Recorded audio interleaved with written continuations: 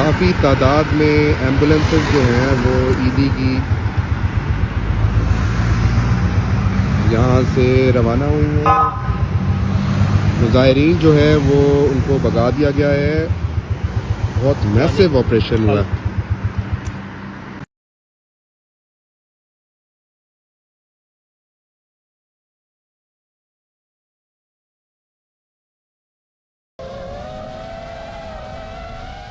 Nepal is burning. Young protesters in Kathmandu have set fire to the parliament building, the Supreme Court, as well as the residence of the former prime minister. They were initially triggered by a ban on social media, but after the government lifted the ban on Monday, protests intensified. There is a wider set of grievances, including government corruption, the lack of economic opportunities, as well as the lethal use of force against the protesters. And anger has extended online to videos like this. What are you having for dinner? Oh, this is pork barrel. Criticizing so-called Nepo kids, the entitled children of government officials. These protests are being led by young people, largely between the ages of 13 and 28. That's why they're being called Nepal's Gen Z protest. The wife of Nepal's former prime minister has reportedly been burned alive in her home as the Gen Z protests continue. At least 22 people have died after days of anti-corruption demonstrations, which saw the nation's parliament building and homes of political leaders burned. And while the sitting prime minister and some other officials have stepped down, those on the street say they want mass resignations. جی السلام علیکم. یہ اپنا video جو آج کی 16 ستمبر 2025 کی شام کو جو بنا رہا ہوں، اور انشاءاللہ آپ کو تھوڑی دیر کے بعد یہ مختلف سوشل میڈیا چینلز میں مل جائے گی. یہ دراصل ایک ریجوائنڈر ہے ٹو سینئر جرنلسٹ عامر ضیاء، جنہوں نے اپنے یوٹیوب کے نیریٹو ویلاگ کے اندر کچھ باتیں کی جس سے میں بائی اینڈ لارج تو اگری کرتا ہوں، مگر انہوں نے ایک سینئر اور مین سٹریم جرنلسٹ کے ناطے بہت ساری باتیں وہ نہیں کہیں جو کہنے کے لیے ضروری تھی. یہ بات بالکل آپ کو روز افشاں کی طرح اب بالکل کیا کہتے ہیں عیاں ہے کہ پاکستان ایک ایسے مشکل پولیٹیکل ڈیڈ لاک میں پہنچ گیا ہے کہ جہاں سے نکلنا بہت ضروری ہے. یہ ڈیڈ لاک آپ کی ملٹری اسٹیبلشمنٹ اور پولیٹیکل فورسز کے ساتھ ہے، اور جس کی وجہ سے 26 امینڈمنٹ کے بعد جوڈیشری بالکل ٹوتھ لیس اور ایسی ہو گئی ہے کہ جس کے پاس جا کر آپ اپنا مذاق بنوا سکتے ہیں، نہ کہ کوئی جسٹس یا انصاف آپ کو مل سکے. یہ اگر آپ اس کی ہسٹری پاکستان کی دیکھیں تو ہماری ہسٹری جو قائد اعظم محمد علی جناح فاؤنڈر آف پاکستان کی رحلت کے بعد سے ایک طریقے سے اسٹیبلشمنٹ کے شکنجوں میں پھنسی ہوئی ہے، beginning with Ayub Khan and then Yahya Khan. اور let's stop at Yahya Khan for the moment. Yahya Khan کے اندر بھی وہی لسٹ آف گریڈ تھی جو ہمارے آج کے اور آج سے پہلے والے ملٹری رولرز کے اندر ایک لسٹ آف گریڈ آئی، جس کی وجہ سے کبھی ایل ایف او، کبھی پی سی او، کبھی 26 امینڈمنٹ، اور کبھی ضیاء الحق کا نام کانسٹیٹیوشن کے اندر ڈال کے اس کو اسلامی نظام کے ریفرینڈم کے ساتھ نتھی کرنا کہ اگر آپ اسلام کے حق میں ہیں تو ضیاء الحق آپ کا صدر ہے. یہ سارا معاملہ 1970 کے اندر اس وقت کے مشرقی پاکستان اور آج کے بنگلہ دیش کے نتیجے میں ریزلٹنٹ ہوا، منتہج ہوا.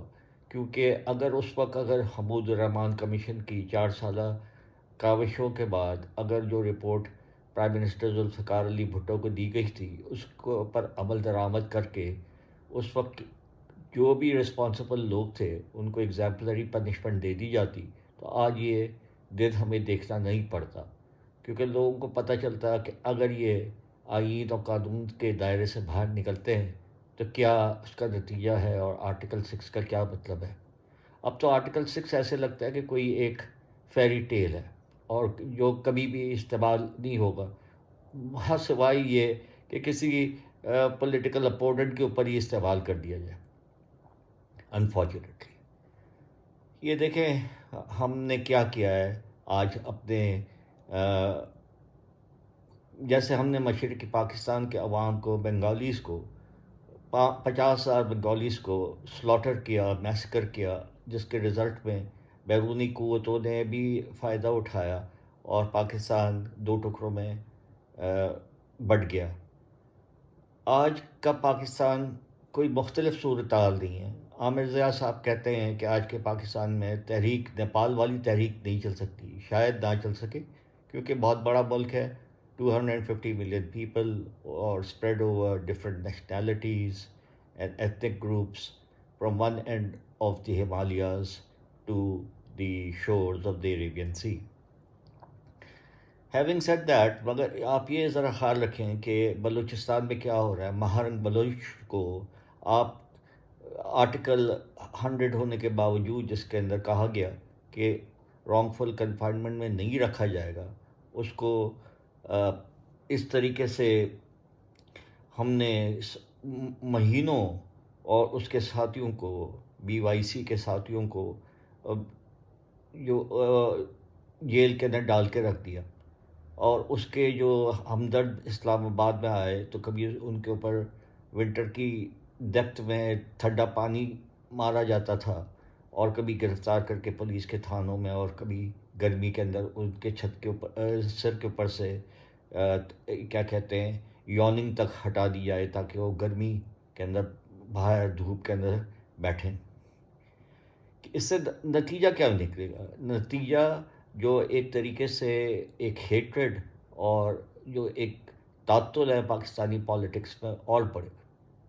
اب KPK کی حالت دیکھ لیں، منظور پشتون تحریک موومنٹ، اس کے ساتھ کیا کیا جا رہا ہے. تو ایک طرف بلوچستان، دوسری طرف KPK، دونوں طرف یہ حالات ہیں کہ ہمیں نہیں پتہ کہ ہو سکتا ہے کہ نیپال جیسی تحریک تو نہ چلے، مگر یہ دونوں صوبوں کا وہی والا حشر نہ کر دیں. گاڈ فوربڈ، اللہ نہ کرے کبھی ایسا معاملہ ہو کہ ہم اپنے بلوچ بھائیوں اور پختون اور پشتون بھائیوں سے اتنی ناراضگی لے لیں کہ وہ ہم سے بزور قوت اور فورن پاورز کی مدد سے علیحدگی کی کوئی تحریک چل پڑے. ابھی بھی وقت ہے کہ ہم سمجھداری سے دنیا کی بات سنیں اور اپنے عوام کی بات سنیں. 8 فروری 2024 کے الیکشن کے نتیجے میں جو رجیم کو زبردستی فارم 47 کی بنیاد پر مسلط کیا گیا، اس کے بارے میں آپ دیکھیں باہر کے لوگ کیا کہتے ہیں، امریکن کانگریس مین کیا کہتے ہیں، اور ابھی ریسنٹلی جو لیکڈ کامن ویلتھ الیکشن آبزرورز کی رپورٹ کیا کہتی ہے. پھر 26 نومبر 2024 کی رات کو جو کچھ اسلام آباد کے ڈی چوک کی طرف ہوا کہ سارے وہ جو PTI کے جو مظاہرین اپنے حق مانگنے کے لیے اسلام آباد آئے، تو جس طریقے سے ان کو بلو ایریا کے اندر ایک طریقے سے ٹریپ کر کے ان کے اوپر گولیاں چلا کے پتہ نہیں کتنے لوگ اس میں مارے گئے، کتنے لوگ شہید ہوئے، اس کی ابھی تک نہ FIR کٹ سکی ہے، نہ اس کی تعداد پتہ چل سکی ہے. اور جو لوگ زخمی اور شہید ہوئے ان کی فیملیز کے اوپر جو جبر کیا گیا تاکہ وہ آگے منہ کھول کے بات نہ کر سکیں. یہ سب کچھ ہم اپنی آنکھوں سے اپنے سامنے ہوتے ہوئے دیکھ رہے ہیں. اور ہماری جو جن زی ہے، جو نیپال کے ایکویولنٹ ہے، وہ یہ سارے معاملات کو دیکھ دیکھ کر اب وہ اس جگہ پہ پہنچ رہی ہے کہ جہاں وہ بھی یہ کہے کہ بہت ہو گیا، اب ہم آگے بڑھتے ہیں اور اپنے ہاتھ میں اپنے مقدر کو لیتے ہیں. جب ایسی کوئی صورت بنے گی تو آپ یہ سمجھ لیں کہ جو فورس سے ایسی قوت کو نہیں دبایا جا سکتا. کہ ایک طرف جو آرمڈ پاور ہے تو اس کے سامنے کی طرف انہی کے ملک کے بھائی بندے، انہی کے کزن، انہی کے بیٹے، انہی کے دوست کے بیٹا بیٹی سامنے ہوگی. اور کیا ادھر جو आर्म्ड गनमैन हैं, आर्म पावर के जो वो हैं, समझते हैं कि यही आखिरी हल है, वो क्या अपने फेलो पाकिस्तानीज़ पे गोली चलाएगी, अपने रिश्तेदारों पे गोली चलाएगी? और वो अगर गोली चलेगी तो फिर बलूचिस्तान और KPK को कैसे संभालेंगे? उधर उस वक्त बैरूनी क़ुव्वतें और तहरीक तालिबान पाकिस्तान और BLA जैसी क़ुव्वतें इसका फ़ायदा उठा के हमें और नुकसान पहुंचाएंगी। हमारी अबदी दुश्मनी क्रिकेट के मैच में भी आपने देखा क्या हुआ। तो इंडिया तो सिर पे खड़ा ही है ऐसे मौके की तलाश में। हम ऐसे मौके देते क्यों हैं, ऐसे पोजीशन में आते क्यों हैं कि ये वक्त हमें देखना पड़े। अल्लाह ना करे कि इसके अंदर हमें इससे बुरा वक्त भी देखना पड़े। Thank you very much. और मैं एक और बात बताऊं जस्ट बिफोर मैं इसको कंक्लूड करूं आज के वीडियो को, कि आमिर ज़िया साहब के जो वो वीलॉग है, मैंने अपने इसके डिस्क्रिप्शन के अंदर लगा दी है उसकी लिंक। अगर आप देखना चाहें तो आमिर ज़िया की वीलॉग को उधर से जाकर क्लिक करके यूट्यूब पे देख सकते हैं। शुक्रिया। अस्सलाम वालेकुम, this is Aziz Ahmed again on the evening of 16th November 2025. In a rejoinder to senior journalist and very well-renowned journalist Amir Zia's vlog narrative aired last evening. I'm giving the link of his YouTube vlog so that if you guys want to watch that, you can also go and watch what I am talking about. Mr. Amir Zia has very rightly and correctly pointed out in his own way, which is a very moderate way of speaking, and because he's a mainstream journalist, cannot be outspoken, the issues that we as Pakistanis are confronted with. First of all, if you look at what has happened in the last 3 years, you'll see that we are traversing the same path that was earlier traveled by the earlier generation, starting from just after Qaid-e-Azam Muhammad Ali Jinnah passed away, and when Ayub Khan started asserting his hold on the levers of power. After Ayub Khan, we came to the sorry government of Yahya Khan, who in his lust and greed for power, that has been witnessed till today by the wielders of the gun and the barrel of a tank, and who think that they can get away with murder and can do whatever they want to. That is what Yahya Khan did, which resulted in the bifurcation of the country and the separation of East Pakistan, which became Bangladesh. If the then Prime Minister Zulfikar Ali Bhutto had not shelved the Hamood Rahman Commission report, which was authored after 4 years by the then Chief Justice, Justice Hamood Rahman, a very renowned jurist, in which he had recommended exemplary punishments to those who were responsible for the breakup of Pakistan. If that had happened then, we would have all been able to understand what was going on, what is going on nowadays. Article 6, which calls for the ultimate penalty of death because of treason, has become now a joke, and which might still be used against some political opponent because of the way things are moving in the judicial space. After the enactment of the 26th Amendment, the Constitution, the much respected state covenant of the social contract between the people of Pakistan and the state has been washed away and is now a piece of paper, as General Ziaul Haq used to say, which he can throw into the dustbin at any moment. That has been done. That has been achieved now. After the February 8, 2024 elections, look what the world said.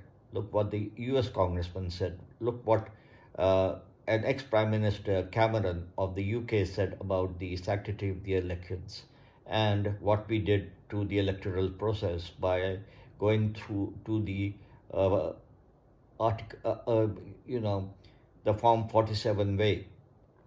The recently leaked report by a deep site regarding the Commonwealth Election Observers report on the 8th February election is very much there for us to see and to ponder about how we had washed away the verdict of the people by some illegal moves because of the lust of power and the greed for longevity in power as long as possible.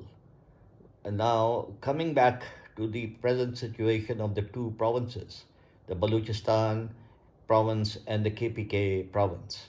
Look what we have done to Maharang Baloch, the young activist from Balochistan, clamoring for finding out what has happened to the 18,000 disappeared youth of Balochistan. Instead of giving her a hearing or not detaining her as per Article 100, we have detained her endlessly, and she has been in prison for months without any recourse to judicial review. Look what we have done to Manzoor Pashtun of the Pashtun Tahaffuz movement in KPK, and what we did on November 26th in Islamabad when a massacre was done, and we still don't know how many people died on that fateful night in Islamabad, when the only crime, so-called crime of the demonstrators was to come and protest against what they thought was injustice to them, and they were mowed down in cold blood, and their families were then threatened not to lodge police reports about their death or the injuries, and we still don't know how many people were martyred on that night. Now, if we have a holistic view of this and what is happening while the forces are trying to cow down the PTI opposition, there is a fire which is festering in KPK and Balochistan, and where we see every day some points of terror because of the fact that we have sidelined the mainstream political parties, the Baloch Youth Council of Maharang Baloch in Balochistan, Manzoor Pashtun's Pashtun Tahaffuz movement PTM in KPK, as well as the PTI in both the provinces. Now, if Amir Zia in his vlog says that Pakistan is too big a country for a Nepalese-like uprising to happen successfully, what would happen if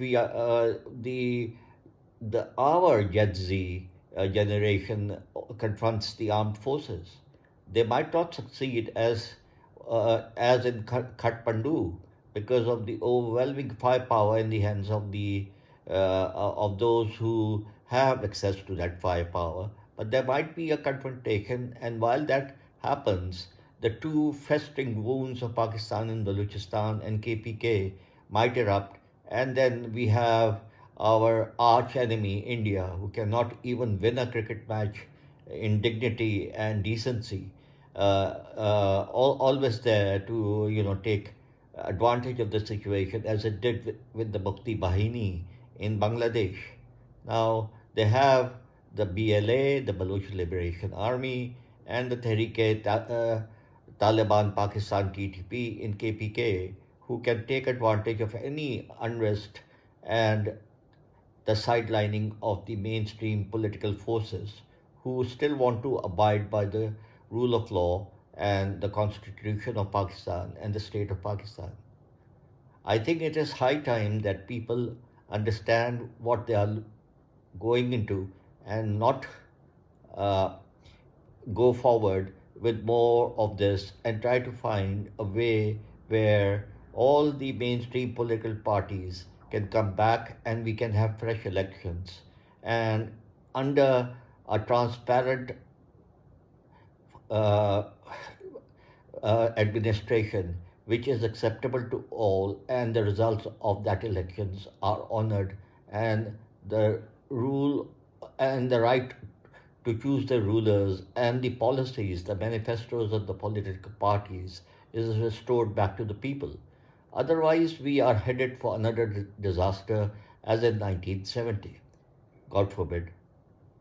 I don't want to see that happen in my lifetime ever, and I hope it doesn't. But only if sense prevails, we can prevent some this type of a situation. Thank you very much. And in the meantime, I just want to conclude by saying I am putting a link on all the my uh, social media platforms of the YouTube uh, from aired by Amir Zia yesterday night, so that you can also watch that. Thank you again.